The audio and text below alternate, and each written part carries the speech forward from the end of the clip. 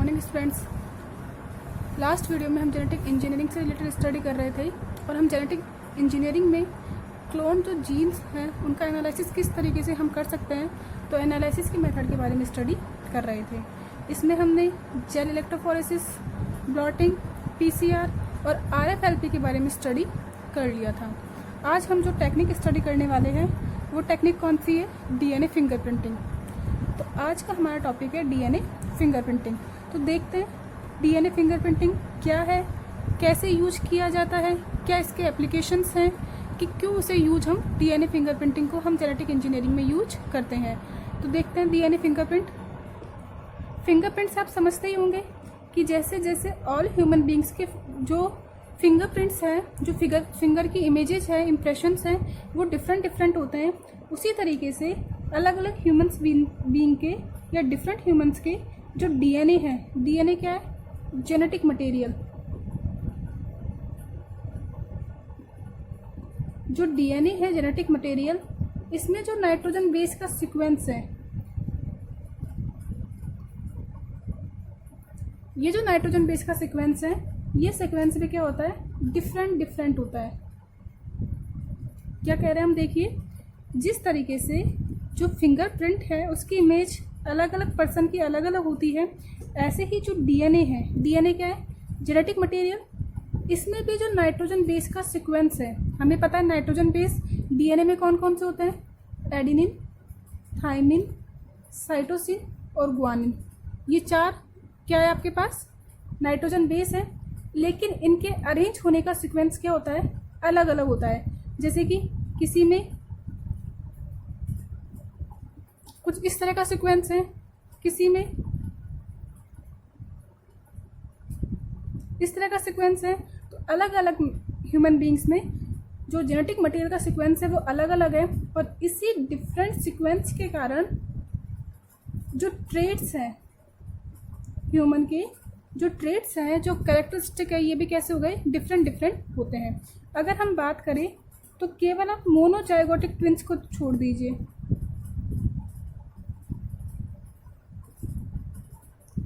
सारे के सारे ट्विंस आइडेंटिकल नहीं होते हैं। कुछ ट्विंस ऐसे होते हैं जिनमें सिमिलरिटी होती है, दोनों एक दूसरे के फोटोकॉपी होते हैं। कुछ ट्विंस होते हैं जिनमें क्या होता है? डिफरेंस होता है। जब उनमें ट्रेट्स कैसे डिफरेंट है, तो ऑब्वियसली सी बात है कि उनके जेनेटिक मटेरियल में, यानी कि डीएनए में, नाइट्रोजन बेस का सीक्वेंस भी क्या हो जाएगा? डिफरेंट हो जाएगा। केवल मोनोजाइगोटिक, ओनली मोनोजाइगोटिक ट्विंस, इन मोनोजाइगोटिक ट्विंस में ही नाइट्रोजन का बेस ऑलमोस्ट इक्वल होता है। जो नाइट्रोजन बेस का सीक्वेंस है वो क्या हो जाएगा? इक्वल। तो मोनोजाइगोटिक ट्विंस क्या होते हैं? देखिए, ओवम के साथ जैसे ही स्पर्म ने फ्यूज किया तो किसका फॉर्मेशन होता है? जाइगोट का। क्लियर हुआ? इस जाइगोट में क्लीवेज से क्या हुआ कि दो इसके पार्टीशन हो गए और दोनों ने अलग अलग एम्ब्रियो बनाया। इसका अलग एम्ब्रियो और इसका अलग एम्ब्रियो। तो सिंगल जाइगोट में क्लीवेज से जो दो डिफरेंट ट्विंस बनते हैं, ये क्या होते हैं? आपके monozygotic twins.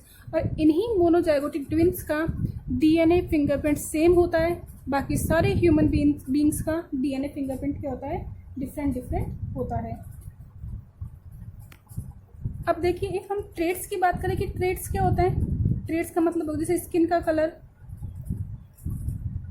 Skin colour, height, nose shape, hair structure,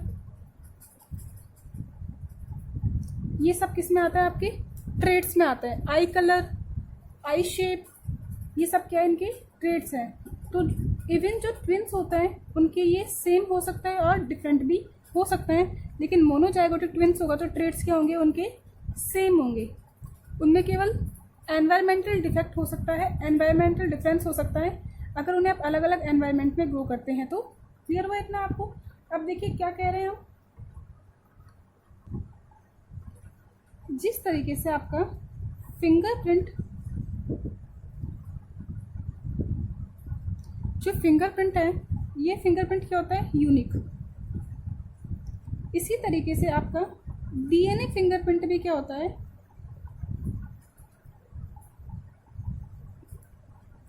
unique होता है, यानी कि नाइट्रोजन बेस का सीक्वेंस कैसा होता है, यूनिक। इन दोनों को ही हम क्या कर सकते हैं, जो लीगल एक्टिविटीज़ हैं, जो भी लीगल आपको आइडेंटिफिकेशन है,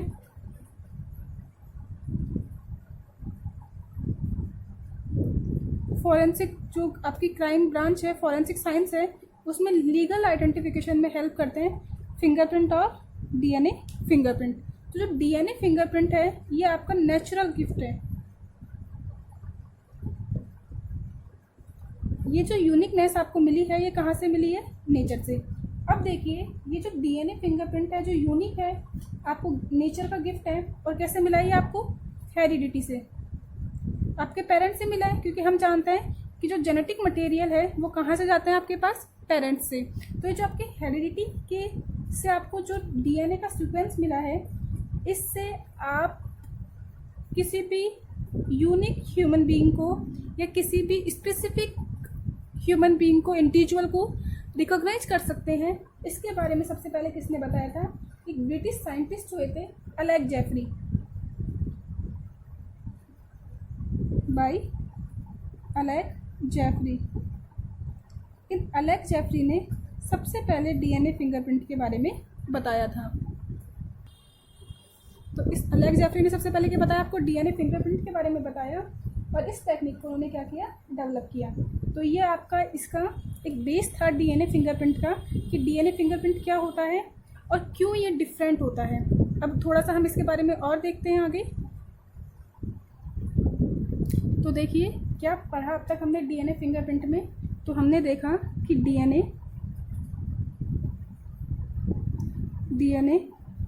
in all living beings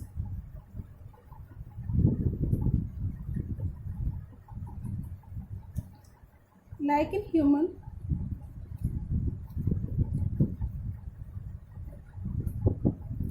is based on heredity.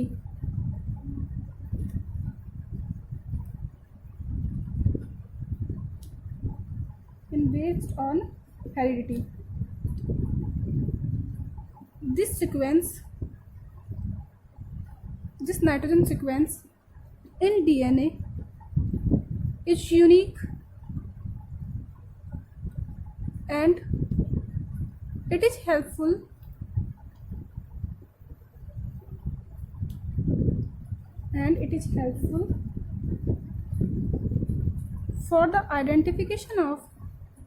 for the legal identification of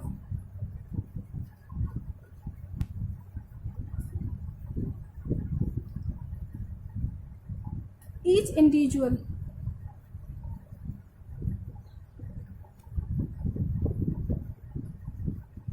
अब देखिए ये जो डीएनए का फिंगरप्रिंट है कैसा है आपका, यूनिक है। और कैसे मिला है आपको, नेचर से मिला है, एज ए गिफ्ट। क्योंकि नाइट्रोजन बेस के सीक्वेंस में डिफरेंस है, इसीलिए क्या हो जाएगा आपका ये फिंगरप्रिंट भी क्या हो जाएगा, डिफरेंट हो जाएगा। अब देखिए अगर ये फिंगरप्रिंट डिफरेंट है तो कैसे इसको आइडेंटिफाई करेंगे। इसके लिए हमारे डीएनए के पास कुछ पॉलीमॉर्फिक सीक्वेंस होते हैं। कैसे सीक्वेंस होते हैं, पॉलीमॉर्फिक सीक्वेंस। यही पॉलीमॉर्फिक सीक्वेंस अलग अलग ह्यूमन बीइंग में अलग अलग होते हैं, डिफरेंट टाइप के होते हैं, जिन्हें हम क्या बोलते हैं, VNTR। क्या बोलेंगे इन्हें हम, VNTR। तो VNTR से क्या मतलब है आपका, variable number of tandem repeats.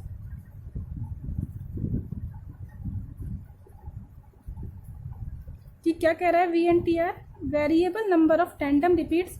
और यही variable number of tandem repeats ही क्या है, डीएनए फिंगरप्रिंटिंग का प्रिंसिपल है, यही इसका बेस है। इसी के ऊपर आपकी डीएनए फिंगरप्रिंटिंग क्या होती है, आपकी डिपेंड करती है। तो variable number of tandem repeats, जो इनके पास नाइट्रोजन बेस रिपीट्स होती है, ये क्या है, टैंडम है। किसी में हो सकता है 5 टाइम पे रिपीट हो रही है, किसी पे सेकंड टाइम पे ही रिपीट हो रही है। और अलग अलग ह्यूमन बीइंग में इनका नंबर क्या होता है, अलग अलग डिफरेंट होता है। तो VNTR के ऊपर बेस्ड है आपकी डीएनए फिंगरप्रिंट की टेक्निक। क्लियर हो गया। अब देखिए ये जो VNTR है ह्यूमन को कहाँ से मिलेगा? पेरेंट्स से। पेरेंट्स में कैसे मिलेगा? हाफ तो मिलेगा मदर से और हाफ कहाँ से मिलेगा? फादर से। तो इवन पेरेंट्स का भी DNA fingerprint as it is same नहीं होता, लेकिन ये कुछ कुछ मैच करता है। और इसी डीएनए फिंगरप्रिंट की हेल्प से, जो ये आपका डीएनए फिंगरप्रिंट है, इसी की हेल्प से क्या कर सकते हैं आप? ऑफस्प्रिंग को आइडेंटिफाई कर सकते हैं, फैमिली इशू को क्लियर कर सकते हैं कि जो भी आपके पास इंडिविजुअल बेबी है उनके पेरेंट्स कौन है। कई बार क्या होता है हॉस्पिटल्स में कि ऐसे इशू क्रिएट हो जाते हैं कि सिंगल चाइल्ड है, उसके ऊपर अलग अलग जो पेयर है, अलग अलग जो पेरेंट्स हैं, अपना कहते हैं कि ये बेबी हमारा है। तो उसके लिए क्या करते हैं हम? डीएनए फिंगरप्रिंट करते हैं और जो पेरेंट्स हैं उसके कुछ कुछ डीएनए फिंगरप्रिंट मैच करते हैं अपने बेबी से। क्लियर हुआ? अब देखिए ये जो टेक्निक है कि कैसे हम डीएनए फिंगरप्रिंट की प्रोसेस को कंप्लीट करते हैं, क्या क्या इनके स्टेप्स हैं, इसके बारे में देखते हैं। देखिए डीएनए फिंगरप्रिंट्स के स्टेप, सबसे पहले क्या करना है आपको? सेल के अंदर जो डीएनए है, आप किसी भी सेल से डीएनए को सेपरेट कर सकते हैं। वो हेयर फॉलिकल हो सकता है, वो स्किन की सेल हो सकती है, वो पैनक्रियाज के सेल से हो सकती है, या ब्लड की आरबीसीज ले सकते हैं। कोई सा भी आपने क्या किया सेल ली, सेल से आपने क्या किया? डीएनए को आइसोलेट कर लिया। अब जैसे आपने डीएनए को आइसोलेट कर लिया, तो अभी जो थर्ड स्टेप है ये वॉलंटियर है। अगर आपके पास डीएनए की कंसंट्रेशन बहुत कम है तो इसे इंक्रीज करने के लिए आप पीसीआर टेक्निक यूज कर सकते हैं, पॉलीमरेज चेन रिएक्शन। और अगर आपके पास सफिशिएंट डीएनए के अमाउंट है तो आपको पीसीआर करने की नीड नहीं है। जैसे ही आपने डीएनए को एम्पलीफाई कर लिया, या आप सीधे ही आपने डीएनए लिया, उसको आइसोलेट किया, अगर आपके पास क्वांटिटी कम है तो आप उसे एम्पलीफाई कर लीजिए। अगर आपके पास सफिशिएंट क्वांटिटी है तो इस डीएनए की रिएक्शन किससे करा दीजिए? रेस्ट्रिक्शन एंडोन्यूक्लिएज एंजाइम से। किससे रिएक्शन करा देंगे? इस डीएनए की रेस्ट्रिक्शन एंडोन्यूक्लिएज एंजाइम से आपने इसकी रिएक्शन करा दी। जैसे ही आपने रेस्ट्रिक्शन एंडोन्यूक्लिएज से कट कराया तो आपको बहुत सारे, जो आपके पास सिंगल डीएनए था जो आपने आइसोलेट किया, इसके आपको क्या मिल जाएंगे? बहुत सारे छोटे छोटे सेगमेंट मिल जाएंगे डिफरेंट डिफरेंट लेंथ के। इन्हें हम बोलते हैं RFLP। क्या बोल देंगे इन्हें? RFLP। हम पढ़ चुके हैं रेस्ट्रिक्शन, फ्रेगमेंट, लेंथ, पॉलीमॉर्फिज्म। क्या बोल देंगे इसे? Restriction, fragment, length, polymorphism. अब देखिए जैसे ही आपको डिफरेंट डिफरेंट साइज के डीएनए मिल गए तो इन डिफरेंट डीएनए के साइज को सेपरेट करने के लिए on the basis of size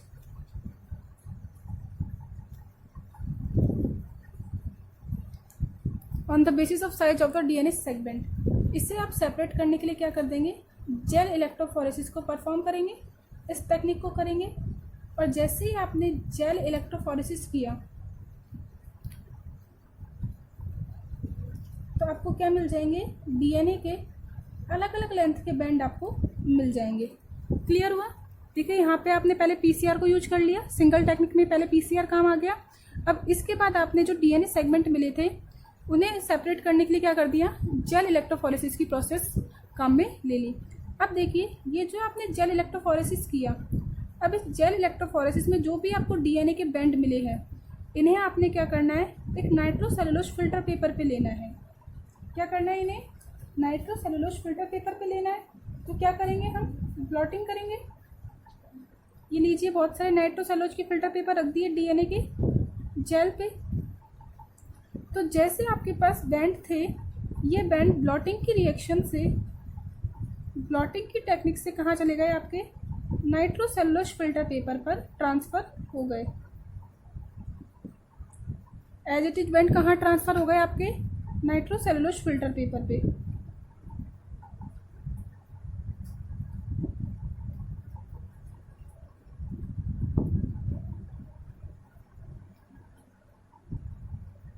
clear हुआ? कौन सी ब्लॉटिंग हो गई? ये हम डीएनए के लिए कर रहे हैं तो कौन सी हो गई? ये सदर्न ब्लॉटिंग। तो हमने क्या किया, सबसे पहले डीएनए लिया, डीएनए को आइसोलेट किया। इसके बाद अगर इसकी आपके पास अमाउंट कम है डीएनए का, तो आप पीसीआर यूज करेंगे और क्या कर देंगे, इसे एनहांस कर लेंगे, एम्पलीफाई कर लेंगे। जैसे ही आपने इसे एनहांस कर लिया, आप इस डीएनए के रिएक्शन रेस्ट्रिक्शन एंडोन्यूक्लियस से कराएंगे, तो आपको क्या मिल जाएंगे, रेस्ट्रिक्शन, फ्रेगमेंट लेंथ, पॉलीमॉर्फिज्म, यानी कि डिफरेंट साइज के आपको क्या मिल जाएंगे, डीएनए के बैंड आपको मिल जाएंगे। इसके बाद क्या किया आपने, जो ये डिफरेंट साइज के डीएनए बैंड्स आपको मिले हैं, इन्हें आपने क्या करना है, जेल इलेक्ट्रोफोरेसिस की प्रोसेस कंप्लीट करानी है। तो क्या हो जाएगा, आपके डीएनए सेपरेट हो जाएंगे। अभी ये आपको यहाँ पे विजिबल नहीं होंगे। अगर आप इन्हें विजिबल करना चाहते हैं तो जैसे कि मैं आपको बता चुकी हूँ, इथेरियम ब्रोमाइड से आप इसे स्टेन कराएंगे और उसके बाद किस में देखेंगे, आप इसे अल्ट्रा वायलेट रेज में आप इसे देखेंगे। क्लियर हुआ। जैसे ही आपने ये वाली प्रोसेस कंप्लीट कर ली, उसके बाद आप क्या करेंगे, ब्लॉटिंग कर लेंगे। ब्लॉटिंग से क्या हो जाएगा, आपको एजिटीज कहाँ मिल जाएंगे, ये आपको इस आपके नाइट्रोसेलुलोज फिल्टर पेपर पे मिल जाएंगे। अब आप इस नाइट्रोसेलुलोज फिल्टर पेपर की रिएक्शन प्रॉब, डीएनए प्रॉब से और साथ ही साथ किससे करा देंगे, बेस। जनरली हम लेते हैं बेस NaOH का। तो ये बेस क्या करेगा, आपके डीएनए को डीनेचर कर देगा। क्या कर देगा, डीनेचर कर देगा। कहने से क्या मतलब निकला डीनेचर से, कि आपका जो डबल स्टैंडर्ड डीएनए था वो कैसा हो जाएगा, सिंगल स्टैंडर्ड डीएनए हो जाएगा। और जो भी आपने स्पेसिफिक प्रॉब यूज किया है, ये प्रॉब अपनी स्पेसिफिक साइट पे जाके अटैच हो जाएगा। सपोज कीजिए इस साइट पे जाके क्या हो गया, ये अटैच हो गया। यह प्रॉब कहाँ जाके अटैच हुआ, इसे हम किससे देखेंगे, एक्सरे से। और जैसे ही आप इस नाइट्रोसेलुलोज फिल्म को एक्सरे में देखते हैं, एक्सरे में ऑब्जर्व करते हैं, तो आपको एक एक्सरे फिल्म के जैसे आपको एक्सरे फिल्म मिलती है, ऐसे आपको डीएनए फिंगरप्रिंट एक फिल्म पर मिल जाता है। क्या मिल गया आपको, डीएनए फिंगरप्रिंट आपको मिल गया। क्लियर है। अब इस डीएनए फिंगरप्रिंट को आप क्या करेंगे, कंपेयर करेंगे, जिससे भी आप इसे कंपेयर करना चाहते हैं। क्या करेंगे, अब आप इसे कंपेयर करेंगे। तो डीएनए फिंगरप्रिंट अगर मैच हो जाता है तो वो सेम पर्सन है, और डीएनए फिंगरप्रिंट मैच नहीं होता है तो दो डिफरेंट पर्सन्स वो है। क्लियर हो गया। तो ये हमारे डीएनए फिंगरप्रिंट की टेक्निक थी। देखिए दोबारा एक बार से, सबसे पहले डीएनए को सेपरेट किया, उसको आपने एम्पलीफाई किया,